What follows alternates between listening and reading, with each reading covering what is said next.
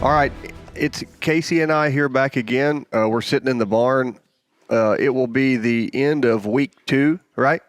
Yes. End of week 2? All right. No, it's just 6 days today. 7 days from pickup today. 7 days from pickup today. Yeah. Okay. And it's March 23rd. We're doing this on a Thursday. We're going to try to do most of them on a Friday, but I've got to be out of town tomorrow, so we are going to go ahead and do it this afternoon. We're going to start by letting Casey tell you a little bit about the EMM and the auction process and what the deal is she's doing with the Mustang here, and I'll let her go from here. So I had a question, what exactly an Extreme Mustang Makeover is. And an Extreme Mustang Makeover is a competition in which trainers apply for. Once they're selected, then they get to go and they pick up a horse that's random draw.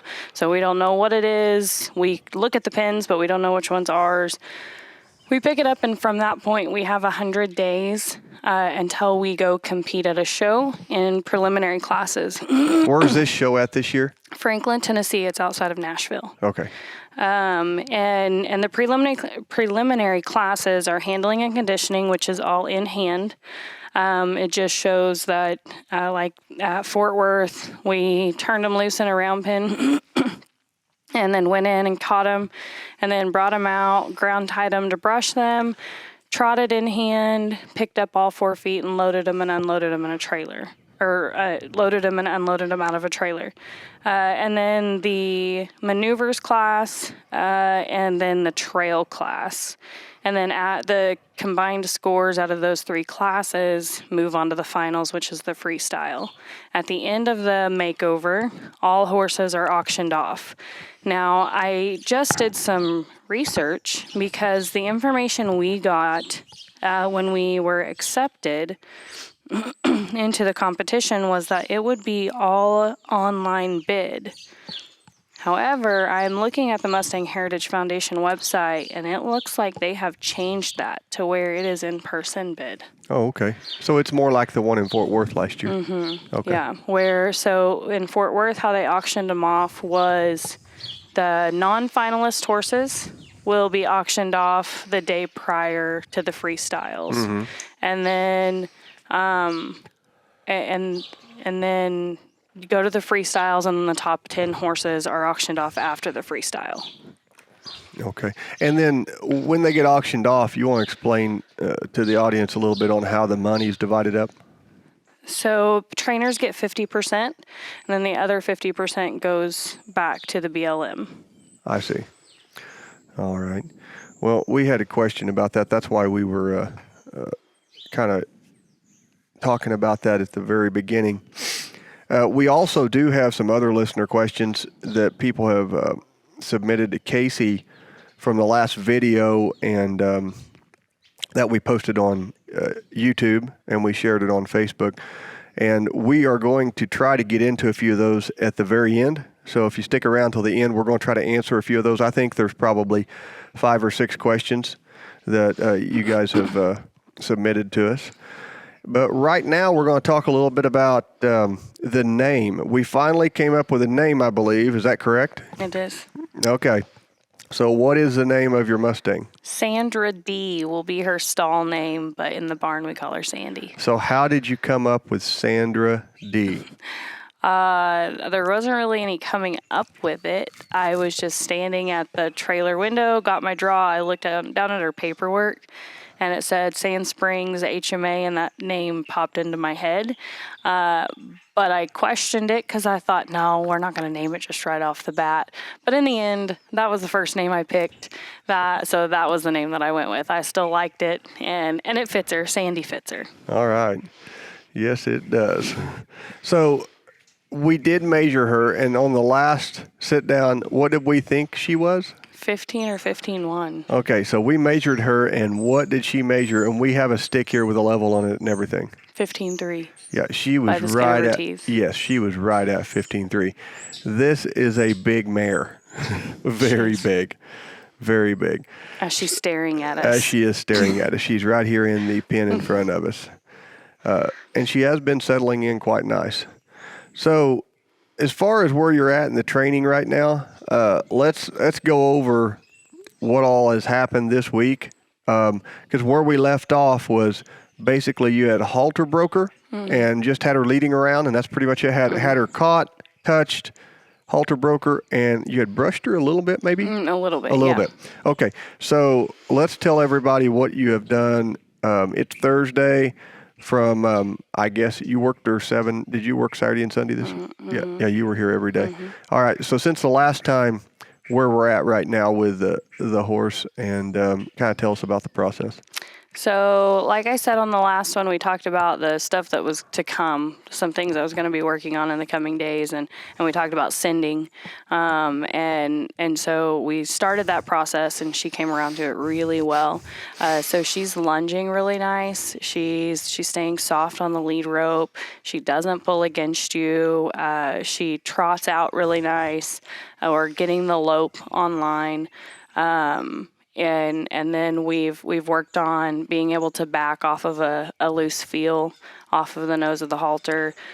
We have saddled her as well.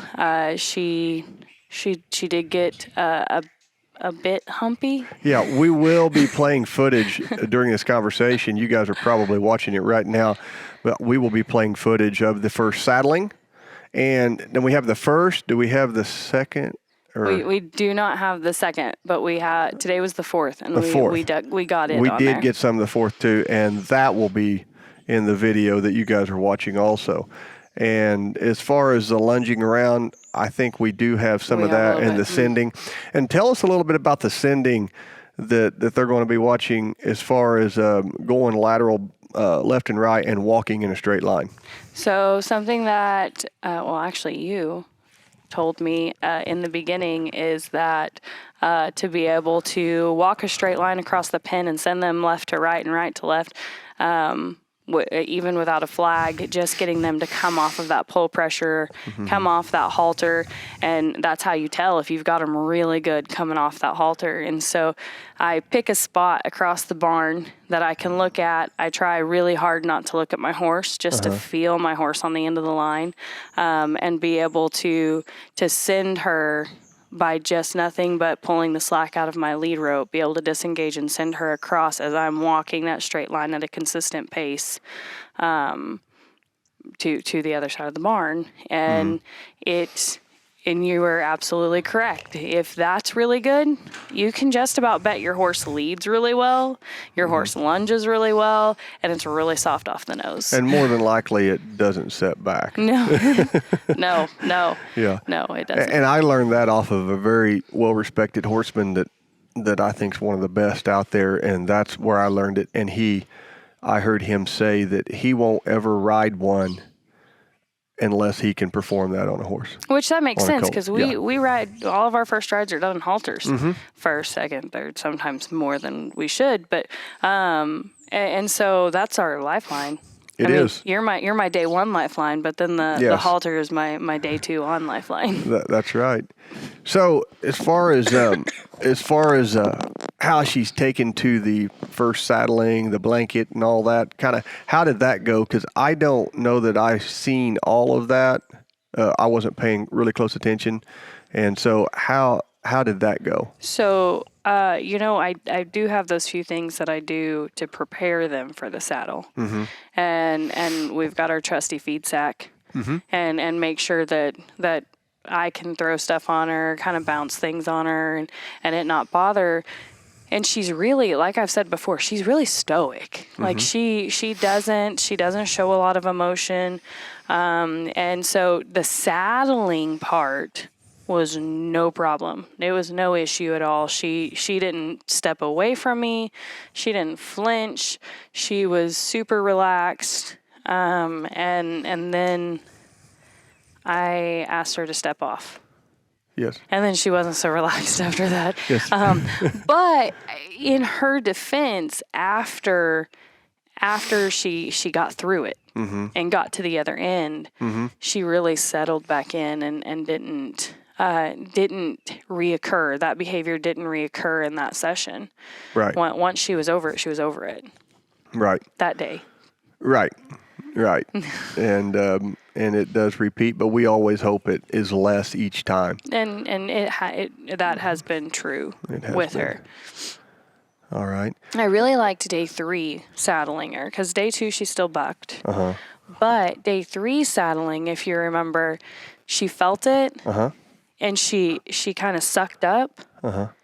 But then she stopped and she waited a second. And she processed it. And yes. she was like, okay, Yes. I don't think I need to do that. Uh-huh. Let's see if we can work through it. And you could see her mind just kind of moving. Yeah. And she worked herself through it, and we didn't have an issue. Yeah. All right. And then we, if I remember right, let's see, it was yesterday, she had the equine dentist come out to work on her teeth. So let's go over that. Let's talk about how that went. Well, her teeth didn't get done. But so I say this lightly. I don't mean as in like she's a Casey person. Like she recognizes my face and she's a Casey person. She's hey, this person is the only one that's really messed with me. And she carries herself in a certain way. And that person's coming at me, and he doesn't carry himself quite in the manner that Casey does. Right. And so she was really unsure of him anyway. Yeah. But she let me work her through it. He came up and ended up petting her and rubbing up all down her neck. Mm-hmm. And then came the jab, and she wasn't okay with the jab, and she wasn't okay with him jabbing her. So, we tried it. She reacted. She didn't get away from me or anything like that, but she was definitely worried. Right. And so there's not anything about her that makes me think that she's struggling with any type of dental issues. Right. So I just told him that we would hold off. Mm-hmm. And let me get her more broke. And he had talked about, well, he just didn't know that there was anything that I could do to prepare her more for the stick. Right. But what I told him was, it's not about the stick. Right. It's about getting her more broke that I can help her through the stick. Yes. The stick may always bother her. Yes. But if she's just more broke to where I can help her process it and get her through it, yeah, then we can, it'll be better. And I see no reason that has to be rushed. I mean, she looks good. She doesn't seem to be having any dental problems at all. She's in good flesh. She eats good. We're watching her eat hay right now. I mean, she's not dropping a lot of feed out of her mouth. And so that's not a big concern right now. So that's something for a later date. And, since she's been here, she got here and she was real drawn up. She was. And she wasn't eating great. But now, since she has started eating, that flank's filled in. She's filling in. I just don't see there to be a problem. No, not at all. All right. And then today was another first. So why don't you tell us about what happened today with turning... No. Introducing her to the herd outside. And this is something, if it could have went really badly, and it's where sometimes people take for granted what can happen, and they need to be very careful around horses, especially a horse that came straight from the wild. So tell us a little bit about what happened today and what you were doing and how it went. So I decided that today would be the day that I turned her out into a pasture and just give her some time to be a horse, is what I said whenever I went to turn her out. And so I turned her out with 2 of your mares, and I actually, one of them was tied to the fence and only one of them was out in the pasture, and figured it'd be better to introduce them one by one. And she went out there, no drama on her part. No drama whatsoever. She went out there and put her nose to the ground. I didn't think anything of it. I turned Ruby out with her, and Ruby is who I thought would be confrontational. She was not. She went out there, went right next to her, put her nose to the ground, started eating with her. And then Lucy, she was a little dramatic, but they were all fine. Like no big issues, no kicking, no squalling, nothing. This is in a pretty big pasture. It's probably 2 acres? Yeah. Probably? Yeah. And I went out there to test test my work, to check my work, and just to make sure that I could go out there and touch her in an open field, or if I needed to make other plans for later. And she let me walk up to her and touch her and pet her. Well, then I went to walk away and I went to pet Ruby because she had walked up to me. And I seen out of the corner of my eye, Sandy pin her ears. And then I turn around and she has wheeled her butt to me and she is backing up towards me. And so I'm assuming that she has been boss mare, lead mare somewhere. Because especially with your mares no challenging, no issues whatsoever. No, it went quite nice because normally when we turn horses out with others for about 15 minutes to a half hour, it sounds like Jurassic Park. Especially mares. Yes. and they, I mean, so it was. She has a silent aura, I guess, about it's her. called 15-3. Yes.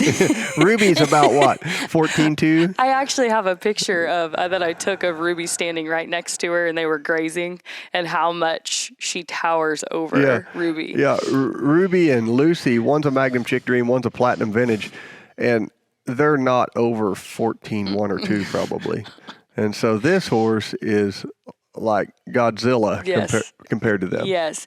Well, and so whenever she went to start backing up towards me, I just got really big. I didn't have a halter or anything else with me. So I just got really big and made noise. And now, tell the audience about getting big, because we talk about that a lot. And a lot of people probably won't understand that. So what do you mean by getting big? So I raised my arms real big, and then I even slapped the sides of my legs and made some noise and got to a point like she could hear me, she could see me, and she squirted off just a little bit. Most horses, especially the Mustangs, like you got to do that, and they're leaving the country. Yeah. And she left maybe 10 yards and then turned around and looked at me. Yeah. And I was like, well, that's a little different. Yeah. And then I went ahead, and at that point I called Ruby and Lucy and into the small catch pen and shut them up. And then I went back out there and caught her, and she was completely back to being what she is whenever I work her. But being out there with the herd, she is defensive. She's very defensive. So let's talk about another deal. Yesterday, before I left, we got done working a gray horse in here that has had some. It's been kind of troubled in some ways, and Casey didn't start the horse, but we've been working through some stuff. And then before I left, she said, "Why don't you go in and catch that horse for me?" Will you explain to people the importance of that and really what is happening there? And it's a lot less of a male-female thing, and it's more of a feel thing and just a different approach, because everybody has a different approach to them and demeanor about them. Well, number one, like I've said 1,000 times, is you're my lifeline that first ride. So if anybody in this world, if there's only one other person in this world that can go in and handle her, I need it to be you at this point. And so I needed, like, I go in one way, and we can recognize indicators, like we talked about with the gray mare too, of we can recognize indicators that the horse is going to leave, that the horse is uncomfortable, that the horse isn't ready for you to approach.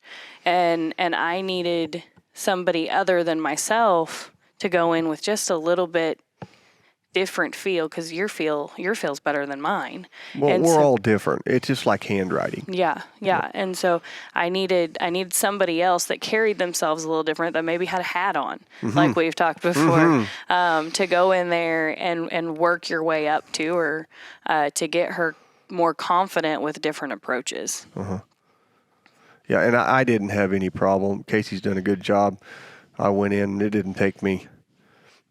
I mean, it wasn't no time, and I had her haltered. I could have haltered her quicker, but I normally don't get in a big hurry about it with a lot of approach and retreat. And I thought you've done a good job with her, and she done very well. And I ended up walking out and letting her be. But that happens a lot when we ride horses. So we often check one another.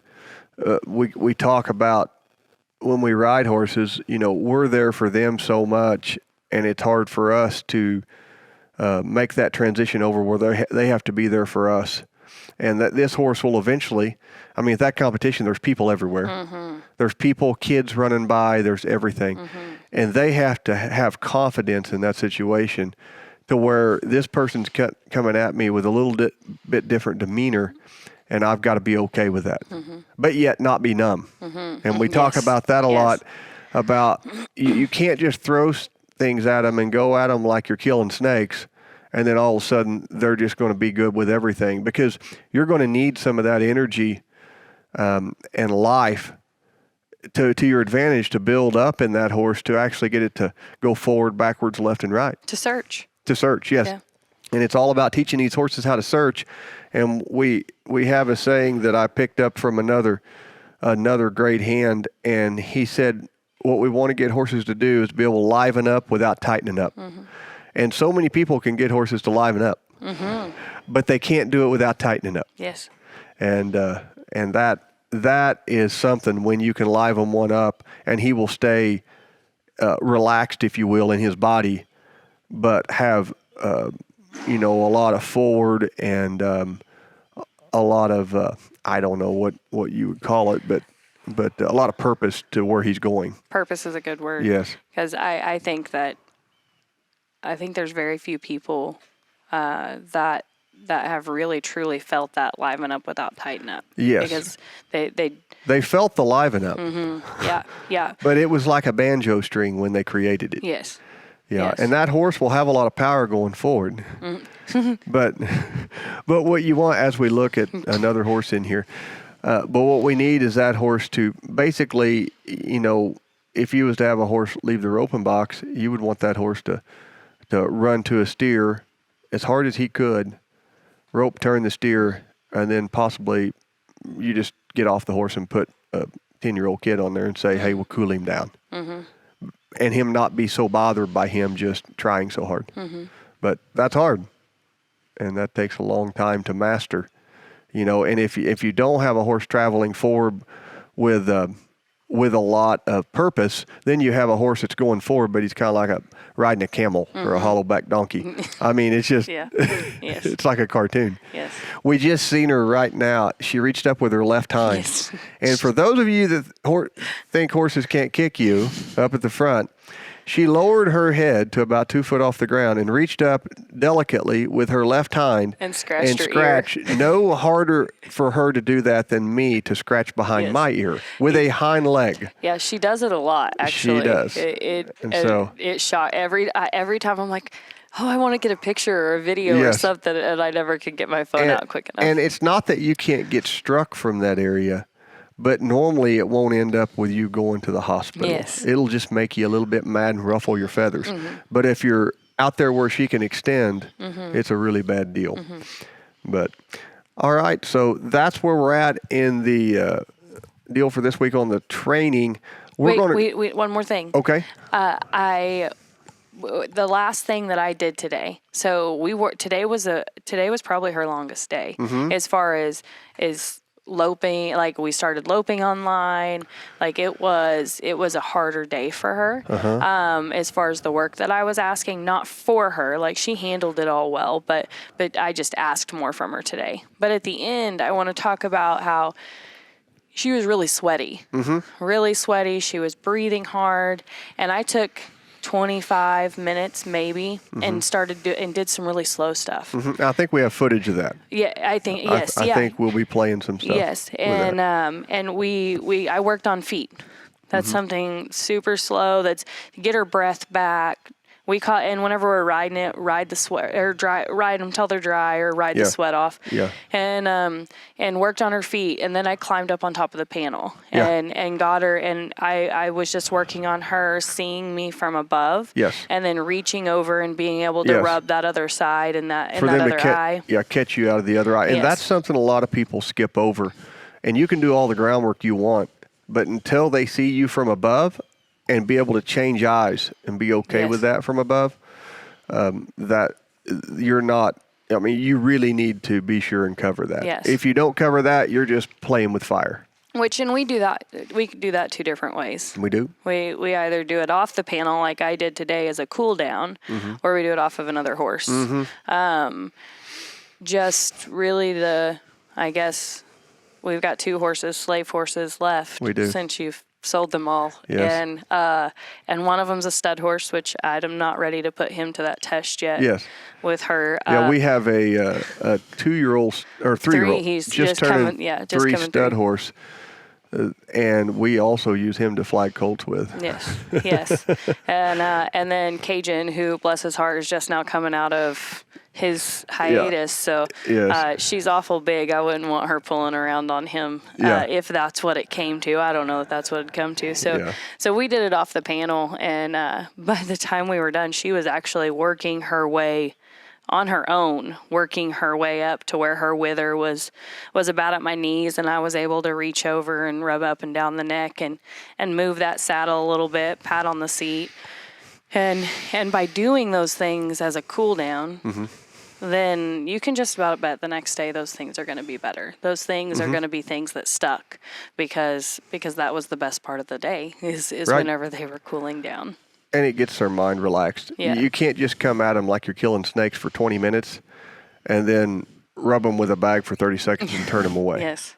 Because the majority of the pie-shaped amount of time that we spent was all crazy. Yes. Yes. All right. So we're going to pick a couple of the listener questions. I've got 2 I'm going to pick out here because we've touched on one of them, I believe. So we're going to pick 2 others. And number 1, someone asked, what do you do before climbing on? Or where do we start? Everything that I just mentioned from the last week, we do all of that. But some things that I really want good, we've talked about, is I want them coming up off that lead rope really good. I want them soft in that. I want to seeing you from above. Seeing me we've from already above. talked about. Yes. Packing the saddle good, not reacting. So that's what I was getting ready to say. It's not a big deal to me that if they pitch whenever I first saddle them. Yeah. It's that whenever we get over it, whenever we stop bucking that initial time, that we stay there. It doesn't return during that session. Yes. Yeah. If it returns during that session, then there's something else that we need to take care of. And we'll probably get into a lot more of that later on why horses might periodically buck during the warm-up session or during the ride. Yes. I like to get a walk, trot, lope out of them online, saddled, because we've also found that those transitions saddled, those are going to be the times that those cinches are going to tighten up just a little bit. They might feel bound up for a momentary second, and so we need to see what happens when that happens. Yes. Do they buck again? Yes. Or do they work their way through it and go on? Right. As far as I like to introduce new things, but I'm not going to introduce new things just to get them not scared. Right. It's about, okay, when they come across something they don't know, how do they process? How do they process it? Are they able to get to the other side, or do they leave the country? Yes. Because if they leave the country, I'm not getting on. Right. Right. Another thing is I want to be able to touch them in motion.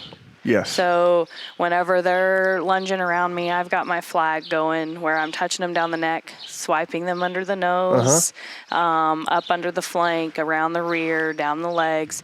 Because if for some reason I come off, I want the best possibility that I'm not going to get injured in the meantime. And there's so much goes into starting a colt. It's a whole. I mean, we could sit here and talk for hours on the things that we do to prep one, and every horse is a little different, and we don't necessarily have a deal that every horse gets, but what we do, we check boxes and we make sure that's pretty good, and then if we see a need in an area, we try to address that, and normally the horse will tell you where he needs the most help if you observe it and you know what you're seeing. Yes. And that's only through experience. Yes. It's only through experience. Okay, the other question we want to get to, it is getting ready to storm here, I'm afraid. Yeah, it's thundering. We hear a lot of thundering lightning. How much time a day approximately are you spending with her? It depends on the day. As of right now, like today was our longest true session. I bet it was probably an hour and a half. But I've also been doing short, Yes. multiple sessions a day. It just depends where we leave Yes. that morning, where we leave. Do I need to go back in and touch on something, or can I wait until the next day? So it varies. It Yeah. varies. But today was probably her longest working session. And whenever I say that, that means we didn't have a lot of breaks. Right. We didn't tie up and leave. Like it was. But that doesn't necessarily mean you're running No, and no, crazy. no, And that's no. what a lot of people don't understand. It's a lot of maybe it's some desensitizing and mixed up with some sensitization. Something Yes. where it causes their feet to move in motion and be relaxed in motion. Cluster training. Yes, cluster training. Yes, we do cluster training here a lot, and it works really good. And you normally do something that doesn't contradict Yes. one another. Yes. For instance, we normally don't train spins and rollbacks on the same day if we were riding one. But all right, well, it looks like the storm is moving in, so we're going to have to probably get off here. Is there anything else you want to say before we? Yeah, go and subscribe to the YouTube channel. Yeah, So that subscribe to the YouTube channel that this will be posted to. That way, every time we post one, it will update you on your notification on your phone, and then you guys won't have to search for it so much, and you guys can watch and ask questions. You can ask the questions on Casey's Facebook page or any of our Facebook pages. Casey has one, and then I have for one. the brand horse training. Yeah, is mine. riding for the brand horse training. I have JC Horsemanship, and then she has her YouTube channel, and you can comment on there also. But ask questions, and we'd love to hear from you, and we will try to ask a few questions or answer a few questions that you guys have for us during next week. We'll try to do another one of these. I don't know when we're going to post this. Like I said, it's Thursday. It may get posted Thursday night, Friday morning, but we're going to try to do one once a week still. And so stay tuned to see how next week goes. Are we going to be on her next week? I'm hoping you come back from Texas on Okay. Sunday. My goal is to have her ready when you come in Monday. Okay. Well, that's the goal, but we'll have to let the horse determine what we're going to do. True story. Because you can't force it. No, especially on one that's 15.3. That's right. That's a long ways to the ground. It's a long ways If to she the ground. bucks, I think your ears will pop. You tell me I always pick the best places to come off. So The best places, yes. But, well, until next time, we look forward to hearing your comments and questions, and we will try to talk to you again, probably sitting here in the barn a week from today. Probably raining. Yep, probably raining.